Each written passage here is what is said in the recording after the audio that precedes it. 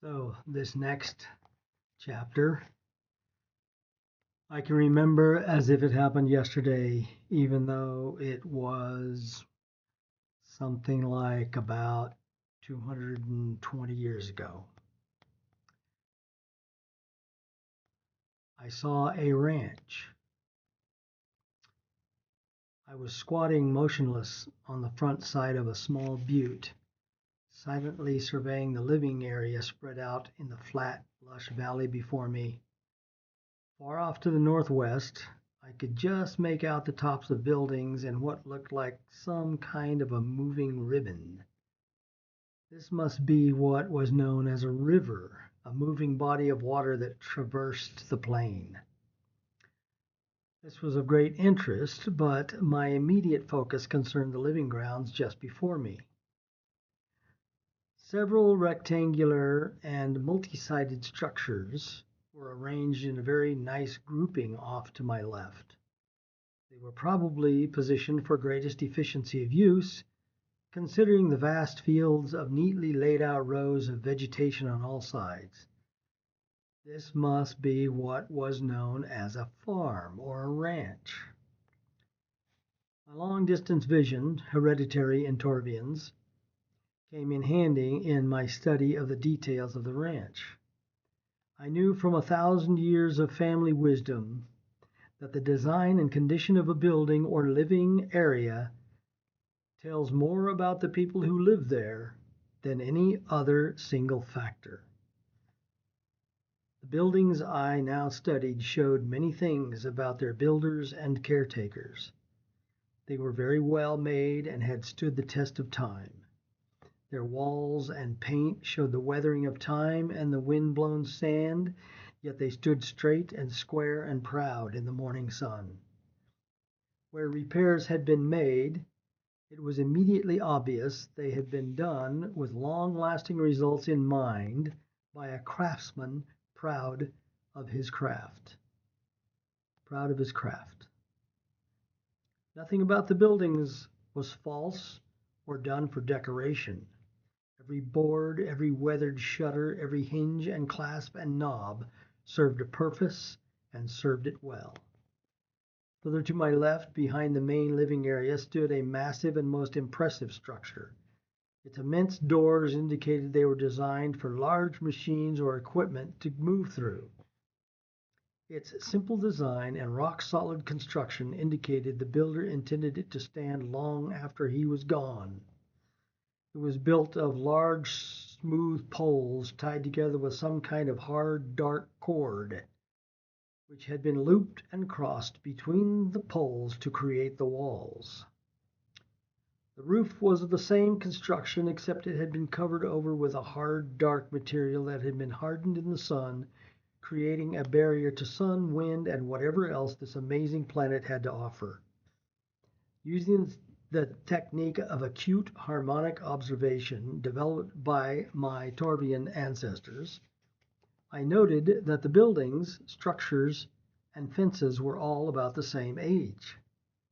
They had stood on this ground for so many years, they had literally become part of the very ground on which they stood.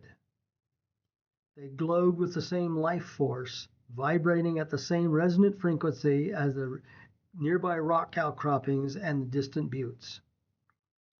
I decided I definitely liked this place, satisfied that this was a people I could respect and learn to live with. I also took great interest in the animal pens and rail fences neatly arranged around the outer perimeter of the living area. As I watched and studied the buildings, I could see only two people moving from one to the other, probably feeding time at this hour of the morning. This would be an excellent place to begin my life as an Escalorian, since I understood animals and the duties of caring for them. I also understood plant husbandry, so I knew I would be comfortable in a place such as this. I rose slowly, stretched leisurely, then picked my way down the side of the butte and headed off in the direction of the living grounds.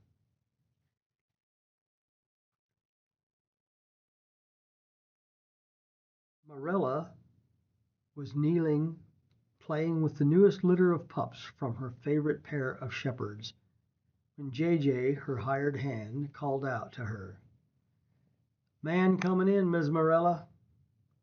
It was a simple statement with no emotion.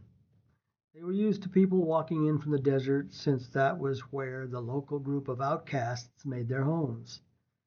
She had always been civil to them and helped when she could, and they had always respected her property and had not stolen from her as much as the other ranchers.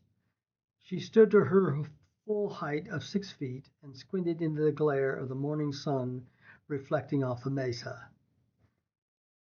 She was a ranch woman born and bred, tough when needed and soft in all the right places. She had seen many ranch hands come and go, but as this man approached, which was me, she observed that I did not carry myself like a ranch hand. I did not have the furtive slouch of an outcast. In fact, I carried myself as if I owned the ground I traversed. Since it was her ground, she took an immediate dislike to me and eyed me all the way to the rail fence that separated the growing ground from the ranch yard. I wasn't really very tall. I'm shorter than she is. And I wore some kind of hard leather coat, which was a Horka scale cloak. And she did not recognize it. Although my hair was long then, she could tell by the way it glistened in the sun that I care for it. I was obviously well fed, but lean and tanned as a desert person would be. Of course, coming from a desert planet, I would be tanned. It certainly is a beautiful day this morning, isn't it? Did you see the beginning of the day? Wasn't that just a magnificent display of light and moisture refraction? I thought it was glorious, is what I said to her. She told me later that she thought, who in the name of God is this? No one she had ever met talked with like that. Not even people who had known her for all her life. She was generally considered to be the matriarch of the produce country, even though she was still young and was usually treated with deference and a quiet respect. She did not consider this kind of abrupt speaking respectable behavior, especially from a stranger and most especially from a man. She was used to her men being obedient and seen but not heard. She was the boss, and that's how it was. Yeah, I guess so, she finally replied after a moment to think about it. I haven't really thought about it today. Can I help you with something? JJ was standing. JJ, good guy. He was standing as still as a statue and staring at the stranger, me, with a mixture of awe, respect, and incredulity. Morella even saw a bit of a grin playing around the edges of his mouth. This would never do. JJ, it was a single word, but a command that did not need repeating. He jumped to his chores, which was exactly the correct thing to do under the circumstances. I turned to Morella. Why, yes, madam. Thank you so much for asking. I flashed her my brilliant and genuine smile of pleasure. Why was this man so damn pleasing to look at and listen to? Were her thoughts. She told me later. I told her my name is Lovar, and I am interested in helping you with any work you may need done around your living territory. I am very good with animals. I can repair machinery quite well, and I can also do any heavy labor you need done. I only require a place to stay and meals. If that is an arrangement which would please you, I am at your service.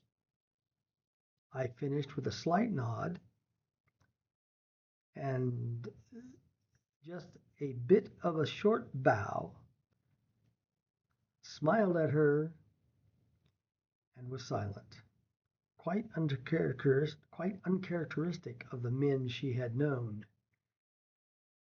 It was somewhat disconcerting and at the same time quite pleasing. She was immediately intrigued. I was both courteous and respectful, yet without the slightest nuance of either disdain or submission. It was almost as if I could read her mind.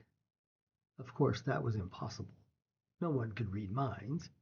She certainly could use a mechanic on the ranch. My name is Morella, and this living territory is what I call my ranch. Do you know anything about harvesters? Mine needs some work before growing season is over, and we need it for harvesting. She watched as this stranger, me, Lovar, scanned the house and the barnyards with a bright, intelligent gaze, taking in everything and seeming to miss nothing. As my eyes lit upon the pups, my mouth once again spread into that now familiar grin. Then they moved toward the barn and the harvester shed. I believe you are speaking of that large piece of equipment under that shelter. Yes, I'm sure I could handle any repairs or maintenance it might require. Would you like me to get started now, or is there something else more urgent I can take care of for you? It was Morella's turn to smile. She had seen some very experienced mechanics knot their brains out trying to make that old harvester useful for one more season. She'd been planning on getting a new one before the season, but had not had the heart to spend the money. You may begin immediately, she said. You will find tools in the barn and in the work shed. JJ is our hired hand. He can show you where everything is. I will call you for lunch, Mr. Lovar. As she turned to go to the house, she felt his eyes on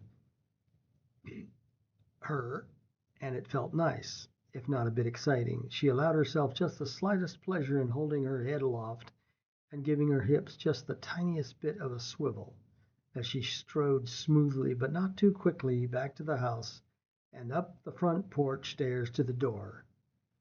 She risked just the smallest bit of a glance through the window of the front door as she opened it to step through, noting with unfamiliar pleasure that her stranger was still following her with his twinkling eyes, which I was, because she was a fine woman and a very great pleasure to look at. Morella knew from the comments by others that she looked good in her working pants, and she was proud of how well she had kept her young figure. Never having had children probably helped with that. But it had been many years since she had actually enjoyed being admired, especially by a man she had only just met.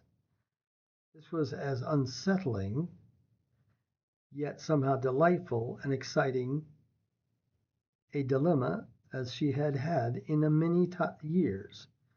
There was so much about this man that was mysterious, yet she had instinctively felt safe, at ease speaking with him. She could allow herself some silly, girlish flirtations, some momentary pleasures while he was working around the ranch. Then he would be gone, and all would be as it had been and should be, which she told me later as well.